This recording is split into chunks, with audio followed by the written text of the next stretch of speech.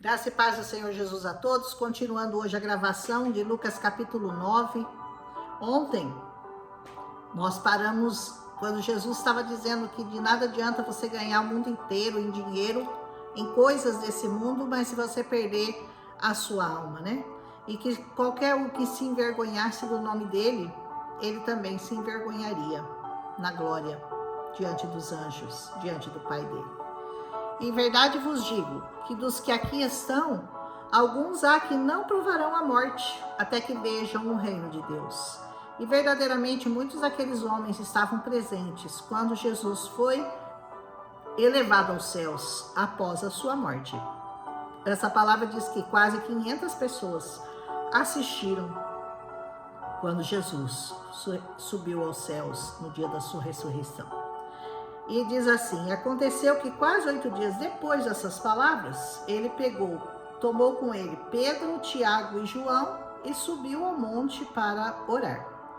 E estando ele orando, transfigurou-se a aparência do seu rosto, e a sua roupa ficou branca e muito resplandecente. E eis que estavam falando com ele 2 homens, que eram Moisés e Elias, os quais apareceram também em glória. Falavam da sua morte, a qual havia de cumprir-se em Jerusalém.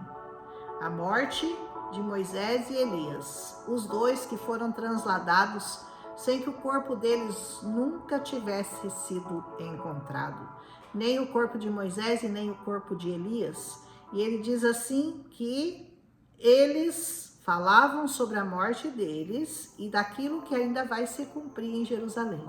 Que são aquelas 2 testemunhas que serão mortas, né? E que isso nós vamos falar em Apocalipse. Não vou dar spoiler aqui antes de chegar nesse dia, né? Nessa hora lá em Apocalipse, a gente vai falar dessas 2 testemunhas. E Pedro e os que estavam com eles estavam carregados de sono. E quando despertaram, eles viram, né? Aquela glória e aqueles 2 homens que estavam com eles. E acontece com ele, com Jesus. E aconteceu que quando aqueles se apartaram dele, ele disse a Jesus, Pedro disse: Mestre, bom é que nós estejamos aqui e façamos 3 tendas, uma para ti, uma para Moisés e uma para Elias. Não sabendo o que ele dizia, né? Pedro estava falando de coisas terrenas e o que ele tinha acabado de ver eram coisas espirituais que nada tinham a ver, né? Que nós possamos entender e discernir a diferença entre esse reino dessa terra e as coisas espirituais. Muitas vezes nós não entendemos aquilo que acontece conosco aqui na terra, porque nós não temos discernimento ainda de coisas espirituais. Mas nós podemos pedir esse entendimento ao Senhor, nós podemos pedir ao Senhor que nos explique, que nos auxilie a compreender esse mundo espiritual que ele está aqui tentando mostrar àqueles seus discípulos, né? E dizendo ele isso, vamos fazer uma tendinha aqui para Elias e para Moisés, veio uma nuvem que os cobriu com a sua sombra, e entrando eles na nuvem, eles temeram. A gente tem medo, né? Das coisas que a gente não conhece, das coisas que a gente não entende, e eles tiveram medo.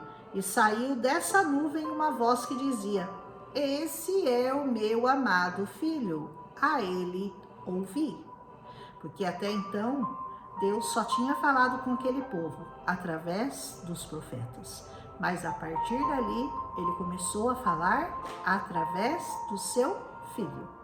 E continua falando até hoje, única e exclusivamente através de Jesus Cristo.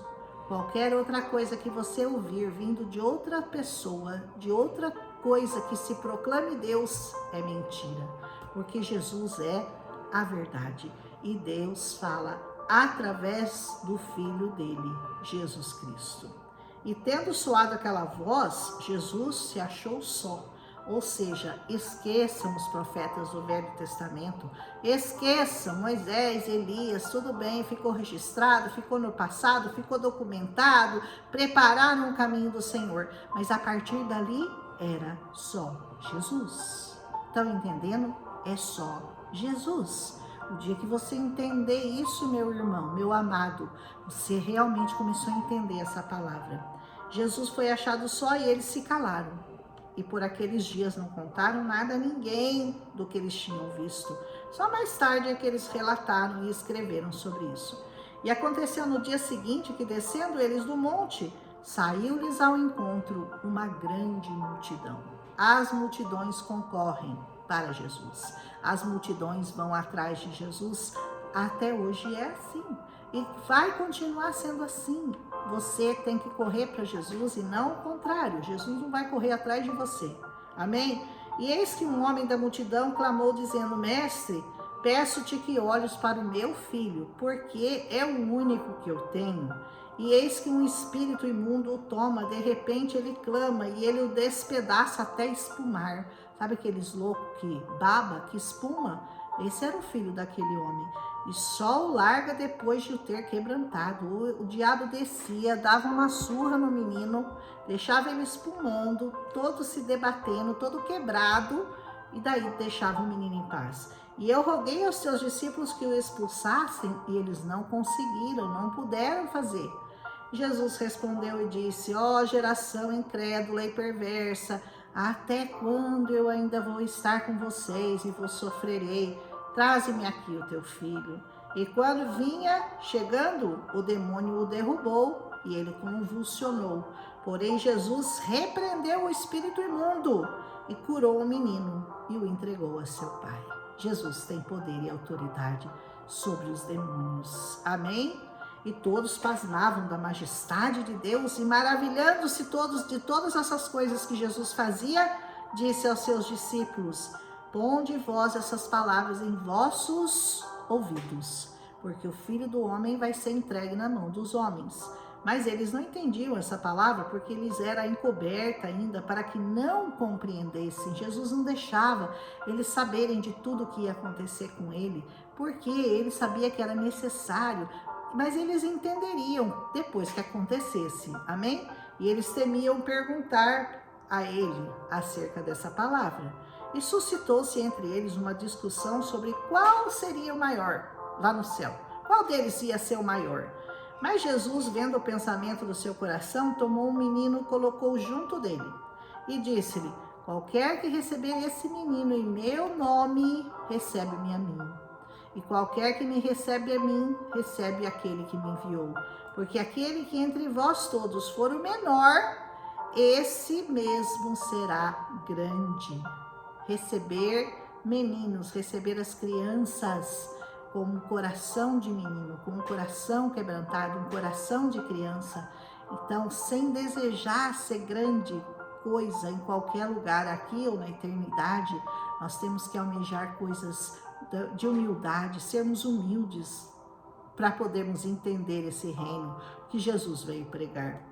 E Jesus lhes disse: não o proibais, porque quem não é por nós...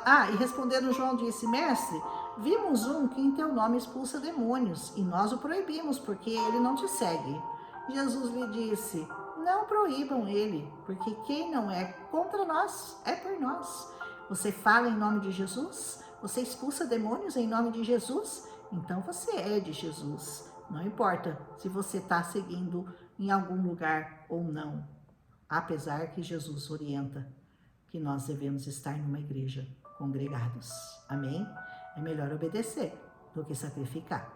E aconteceu que, completando-se os dias para a sua assunção, manifestou-se o firme propósito dele ir a Jerusalém. Estava perto do dia dele ser levantado ao alto dos céus, e ele precisava ir para Jerusalém. Ele sabia que o propósito, aonde ele seria crucificado, seria Jerusalém. Mandou mensageiros adiante dele, e indo eles entraram numa aldeia de samaritanos para lhe prepararem uma pousada. Mas eles não o receberam, porque o seu aspecto era como de quem ia a Jerusalém. E os seus discípulos, Tiago e João, vendo isso, disseram: Senhor, quer que nós digamos que desça fogo do céu e os consuma? Como Elias também fez? Quer que a gente mande fogo do céu para matar esse povo aí que não quis receber o Senhor? Voltando-se, porém, repreendeu-os e disse: vós não sabeis de que espírito sois. Vocês ainda estão aprendendo, viu? Vocês estão na escolinha, vocês ainda estão no pré-primário. Eu vou ensinar vocês que agora é diferente, que o Espírito hoje é superior. Jesus não veio para matar, não veio para mandar fogo em ninguém, Jesus veio para salvar o máximo de pessoas que ele puder salvar. Amém? E aconteceu que, indo pelo caminho, lhes disse um: Senhor, seguir-te-ei para onde quer que fores. E Jesus disse: as raposas têm covis, as aves do céu têm ninhos, mas o Filho do Homem não tem onde reclinar a sua cabeça. E disse o outro: segue-me. Mas ele respondeu: Senhor, primeiro deixa eu ir enterrar meu pai. Mas Jesus lhe observou: deixa os mortos enterrarem seus mortos, porém tu vai e anuncia o reino de Deus.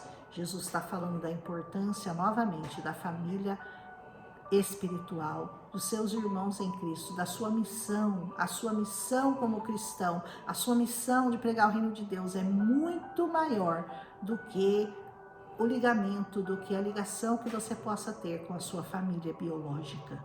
É preciso deixar tudo para seguir a Jesus. Pai, mãe, irmãos, todos, como Jesus fez e nos ensinou. Disse também outro: Senhor, eu te seguirei, mas deixa-me primeiro despedir daqueles que estão na minha casa. Basicamente pediu a mesma coisa. Jesus lhe disse: ninguém que lança a mão do arado e olha para trás é apto para o reino de Deus. Você colocou a mão no seu arado? Colocou? Então não olha para trás. Não olha. Porque se você olhar, vai fazer assim no arado, ó, vai sair do caminho. Você precisa pegar firme no arado e seguir em frente e não olhar para trás. Senhor, mas eu deixei os meus, eu deixei a minha família, tem alguns dos meus que ainda não foram salvos, deixa eu voltar lá, deixa eu falar com eles, deixa eu me despedir deles. Senhor, pôs a mão no arado, segue em frente, porque grande é a nossa missão de pregar esse reino e de conquistar para o reino do Senhor o máximo de almas que nós pudermos conquistar. Que o Senhor hoje fale ao seu coração, que Ele permita que você comece a enxergar esse reino dele, que é muito superior àquela velha aliança, ao Velho Testamento. É um reino de poder, é um reino de glória, mas é também um reino de renúncia, rejeição. É um reino onde não existe só flores, é um reino de cruz, de espinhos, mas vale a pena. Cada minuto com o Senhor Jesus nessa terra vale a pena, porque vale uma eternidade. Aleluia! Um abraço e até amanhã com Lucas capítulo 9. Não esquece de deixar seu like, não esquece de deixar o seu amém e compartilhar com outras pessoas, caso você tenha sido edificado com essa palavra. Um abraço em Cristo Jesus. Até amanhã.